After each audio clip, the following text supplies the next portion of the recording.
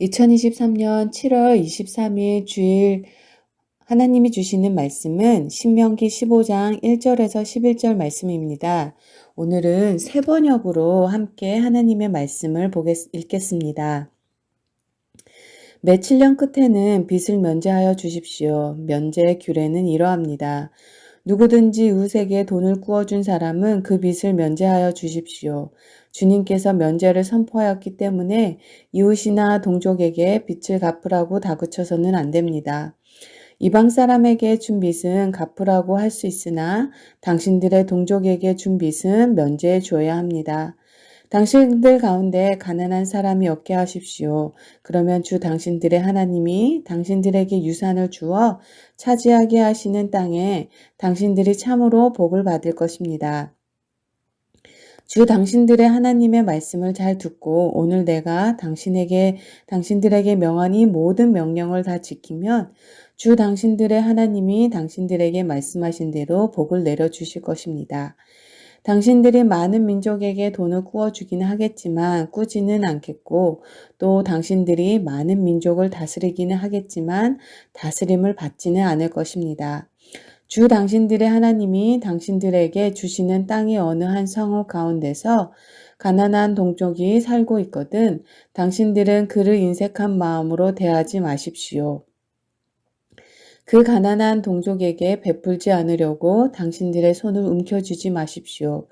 반드시 당신들의 손을 그에게서 펴서 그가 필요한 만큼 넉넉하게 꾸어 주십시오. 당신들은 삼가서 마음에 악한 생각을 품지 마십시오. 빚을 면제하여 주는 해인 7째 해가 가까이 왔다고 해서 인색한 마음으로 가난한 동족을 냉대하여 아무것도 꾸어주지 않아서는 안 됩니다. 그가 당신들을 걸어 주님께 호소하면 당신들이 죄인이 될 것입니다. 당신들은 반드시 그에게 꾸어주고 줄 때에는 아깝다는 생각을 하지 마십시오. 그러면 주 당신들의 하나님이 당신들이 하는 모든 일과 당신들이 손을 대는 모든 일에 복을 내려주실 것입니다. 당신들은 반드시 손을 뻗어 당신들의 땅에서 사는 가난하고 궁핍한 동족을 도와주십시오. 그렇다고 하여 당신들이 사는 땅에서 가난한 사람이 없어지진 않겠지만 이것은 내가 당신들에게 내리는 명령입니다. 오늘은 신명기 15장, 16장을 통독하시고요. 15장 1절에서 11절 중심으로 묵상하시기 바랍니다. 일반적으로 절기란 어떤 기념할 만한 날을 잊지 않고 정기적으로 자신의 삶 속에서 그 의미를 새롭게 되새기는 그런 제도라 할 수 있는데요. 그런데 이스라엘의 절기는 분명 다른 민족들의 절기와는 다른 특별한 차이가 있었습니다. 유대인들의 한 해는 큰 절기 등으로 인해 나누어져 있다고 보면 되는데요. 어떤 절기들은 바뀌는 계절들과 연결되어 있어서 백성에게 하나님의 끊임없는 공급하시는 은혜를 상기시키고 그들이 받은 모든 것 중에서 어떠한 감사의 표시를 할 기회를 제공하여 주었다고 보면 맞습니다. 다른 절기 역시도 이스라엘의 역사의 큰 사건들, 즉 하나님께서 그의 백성을 구원하시기 위해 명백하게 개입하신 사건들을 기념하는 것 때문에 모두가 다 하나님의 베푸신 신실한 일들을 전심으로 즐기고 기뻐하고 감사하는 절기들이었어요. 다른 민족들의 절기는 함께 어우려 생각을 하며 정착한 절기라고 합니다.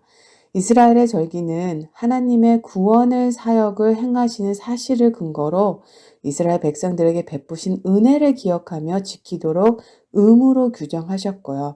그것이 바로 다른 민족들과 이스라엘의 그 절기의 차이점입니다. 1절과 2절에는요. 1절을 보면 매 7년 끝에는 면제하라. 면제의 규례는 이러하니라.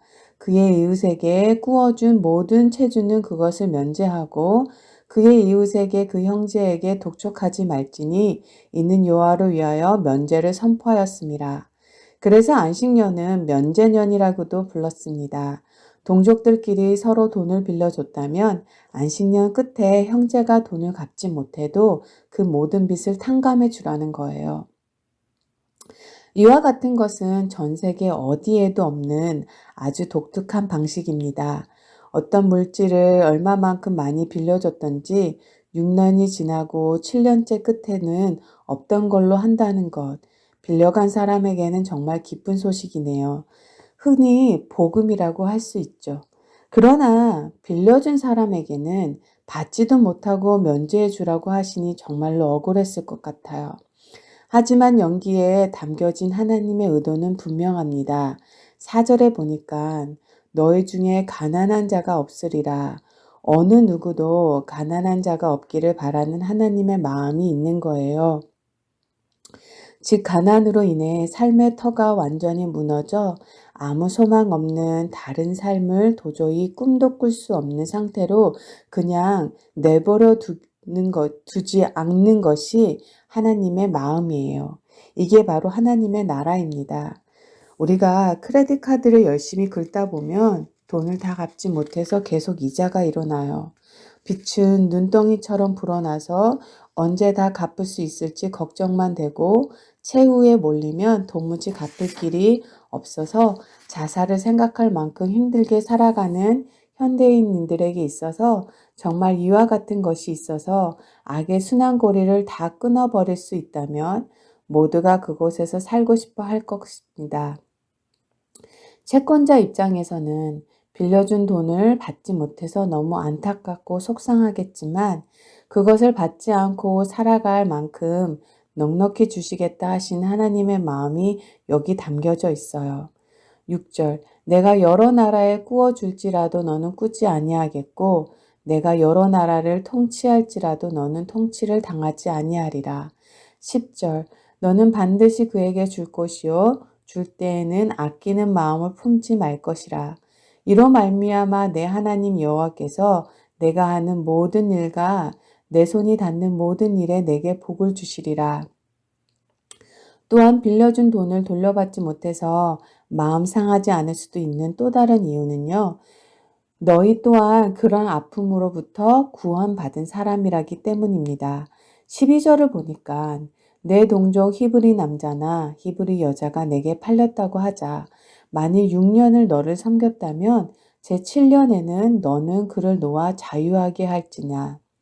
물론 여기에서 언급되고 있는 종은 신분의 질서에 의해 고착된 하나의 계급의 종이 아니라요. 특별한 상황 때문에 종이 된 사람들이에요. 가장 먼저는 우리가 전쟁 포로를 떠올릴 수 있습니다. 하지만 빚에 몰려 종이 되는 경우가 대부분이었어요. 열왕기 하에 예언자 수련생의 부인이 엘리샤를 찾아와서 아들이 종으로 팔려가게 되었다고 호소하는 장면이 나옵니다. 문제는요, 가난이었어요. 기원전 8세기의 예언자 아모스도요, 아모스 2장에 보면 은을 받고 의인을 팔며 신 한 켤레를 받고 가난한 자를 파는 현실을 보면 알 수가 있습니다. 하나님을 말씀하세요. 너는 애굽 땅에서 종되었던가 내 하나님 여호와께서 너를 속량하셨음을 기억하라. 그것으로 말미암아 내가 오늘 이같이 내게 명령하노니 내가 너를 종에게 자유케 한 것처럼 너희도 7년째에는 풀어주리라 하는 것입니다. 물론 이것은 이스라엘 백성들에게 해당되는 말씀이었지 블레셋이나 암몬 사람과 같은 이방 사람들에게 해당되는 것은 아니었어요. 이방인들에게는 돈을 빌려줬으면 끝까지 받아야 되고요. 이방인들을 종으로 삼았으면 안식년이 되어도 자유케 할 필요가 없다는 것입니다. 그러나 그러니까 안식년은요, 이스라엘 백성과 형제들에게 국한되어 이루어졌다는 제도였다는 것입니다. 그런데 이스라엘 백성들이요, 가나안 땅에 들어가서 안식년과 희년을 과연 지켰을까요? 그렇지 못했어요. 노예를 풀어주고 빚을 탕감해주는 일을 하지 않았던 것입니다. 그 이유는요, 저는 가장 먼저로는 하나님께서 그들에게 베풀어 주신 은혜를 잊어버렸기 때문이고요. 또 하나는 탐욕 때문일 것입니다. 희년은 둘째치고 안식년조차도 지키지 않았다는 거예요. 한 유대인 랍비 문헌을 보면요. 그들은 지금도 여전히 희년을 지키지 않는다고 합니다. 희년은 가나안 땅에 12지파가 모두 있었을 때 지켜야 하는 규례라고 주장한다는 거죠. 그러니까 지금은 당연히 12지파도 없기 때문에 지키지 않아도 된다는 거예요. 그러나 희년이 제대로 지켜지지 못했다는 것이 희년의 가치를 손상시키지 않는 것처럼 안식년의 경우도 마찬가지라는 것입니다. 누가복음 10장 17절에서 19절에 보면 선지자 이사야의 글을 드리거늘 책을 펴서 이렇게 기록된 데를 찾으니 주의 성령이 내게 임하셨으니 이는 가난한 자에게 복음을 전하게 하시려고 내게 기름을 부으시니 나를 보내사 포로된 자에게 자유를 눈먼 자에게 다시 보게 하기를 전파하여 눌린 자를 자유케 하고 주의 은혜의 해를 전파하게 하려 하심이라 하였더라. 예수님께서 첫 설교에서 오늘 이 글을 너희 귀에 응하였다 말씀하셨어요. 그러면서 자신이 온 목적이 희년을 선포하기 위함이라는 것입니다. 안식년보다 더 큰 개념이 희년이에요. 지금 신약 시대는요, 바로 희년의 시대입니다.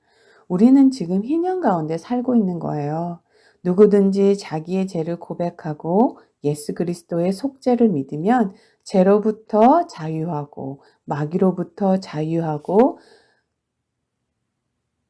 전에는 종의 노예였는데 지금은 자유인이 되었습니다. 우린 잃어버렸던 천국의 땅을 되찾는 희년의 기쁨을 누리게 되는 거였죠. 정말 전에는요, 죄의 종이었는데 지금 하나님의 자녀가 되었어요. 하나님과 대화할 수 있는 신분이 되었다는 것입니다. 같은 말씀을 바울 사도는 고린도 후서 8장 7장에서 이렇게 말합니다. 여러분은 우리 주 예수 그리스도의 은혜를 알고 있습니다. 그분은 부요한 분이시지만 여러분을 위해 가난하게 되셨습니다. 그분이 가난하게 되심은 여러분을 부욕해 하기 위함이었습니다. 풍족함의 상징인 하늘 보좌를 예수님께서 친히 버리시고 가장 낮은 곳으로 내려오셨기에 우리 스스로도 기쁨으로 나눔에 참여할 마음으로 갖게 하셔서 우리로 하여금 장차 하나님의 축복을 받도록 하신 것입니다. 어떤 이들은 낮은 곳에서 내려 섬기면 마음이 어려워진다고 하는데요. 하나님의 사랑을 경험함으로써 스스로 낮은 곳에 내려가 섬기는 사람 안에는 기쁨이 있습니다. 이것은요, 나눠줘 본 사람들만이 이 기쁨을 알 수 있어요. 오늘 우리 자신을 살펴보면 충성, 봉사, 헌신, 섬김, 나눔의 말들은 입으로 참 많이 하지만 우리 안에 진실로 자원해서 헌신하는 모습을 보이고 있는가 우리가 돌아보지 않을 수 없습니다. 오히려 이웃에게는 고상하고 하나님께 나오면서 충성 봉사하는 자세보다 먼저 내 것 다 할 것 하고 나중에 하나님 것을 찾는 자세가 되어가는 모습을 보면 분명 우리에게 회개하는 마음이 필요한 것입니다. 정말 나눌 수 있다는 것은 은혜예요. 남에게 줄 수 있다는 것은 바로 내가 받았다는 증거이기 때문에 은혜라는 거죠. 보이지 않는 주님의 사랑, 이 사랑이 진실하려면 먼저 보이는 이웃에게 진실한 사랑이 있어야 해요. 우리는 그리스도인입니다. 우리는 이 세상 사람들과 다른 존재라는 것을 인식하며 살아야 합니다. 안타깝게도 많은 그리스도인들이요, 자기가 왜 살고 있는지 제대로 인식하지 못하고 살고 있어요. 분명한 것은 우리는 이제 이 땅에서도 천국을 누리며 살아가는 세상 사람들과는 다른 존재라는 것입니다. 안식년의 정신을 갖는 거예요. 나의 권리를 내려놓고 나눔이 필요한 사람들, 자유가 필요하고 안식이 필요한 사람들에게 적극적으로 나눔을 실천할 수 있는 것이 교회의 모습이 되어야 하는 것입니다. 이스라엘은 그 마음이 하나님과 끊어져서 살 수 없는 민족이에요. 우리 성도들 역시도 주님께서 붙들지 않으면 한 호흡도 할 수 없고 자유할 수 없는 존재가 바로 나 자신이구나. 전적으로 주님의 은혜와 인도하심과 보호하심 속에서 죽어서만 가는 천국이 아니라 저와 여러분이 함께하는 이 땅의 진정한 천국을 누리며 삶을 고백하며 안식년의 정신을 우리가 실천할 수만 있다면 우리 모두에게 풍성한 나눔과 넉넉한 자유함의 축복이 풍성하게 넘치게 될 것입니다. 하나님, 사랑과 은혜의 하나님, 하나님이 원하시는 안식년에 마음을 깨달아 우리의 모든 일과 손이 닿는 모든 일마다 하나님의 자유로운 쉼이 하나님의 은혜를 공급하심을 나눌 수 있는 복된 하루의 삶이 되게 하소서. 예수님의 이름으로 기도합니다. 아멘.